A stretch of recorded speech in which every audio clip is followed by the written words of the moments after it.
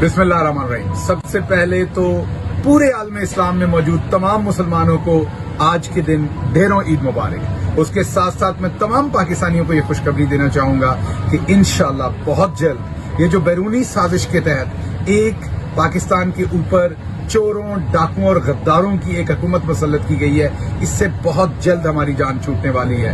इमरान खान अपनी स्ट्रेटजी बना चुके हैं, इमरान खान उसे इम्प्लीमेंट कर चुके हैं।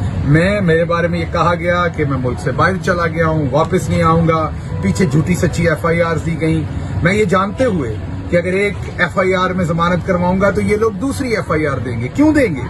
क्योंकि ये बैरूनी साजिश से आए हुए हैं। ये गद्दार जो है, इन्होंने पहले ही इतना घटिया काम किया है कि इसके बाद इनकी नजर में और कोई काम घटिया नहीं है। तो ये झूठी मजहब की आड़ में भी झूठी FIR दर्ज करेंगे, तमाम झूठी हरकतें करेंगे, किसी तरीके से हमारा मुंह बंद करने के लिए, किसी तरीके से ये कोशिश करने के लिए कि इनके खिलाफ जो एहतजाज होने वाला है उसको किसी तरह से मद्दम कर दिया जाए। तो ये जानते बूझते हुए कि एक केस में जमानत कराऊंगा तो ये दूसरे में पकड़ेंगे, दूसरे में कराऊंगा तो तीसरे में पकड़ेंगे। तो ये जानते बूझते मैं वतन वापस आ रहा हूं, जैसा कि आपसे वादा किया था कि मैं 2 से 3 दिन के लिए बाहर आया था, मैं अब वतन वापस आ रहा हूं। ये सब कुछ जानते बूझते हुए उसकी एक वजह है। उसकी वजह यह है कि मेरा ननियाल जो है वो बाजवा है और मेरा ददयाल गिल है।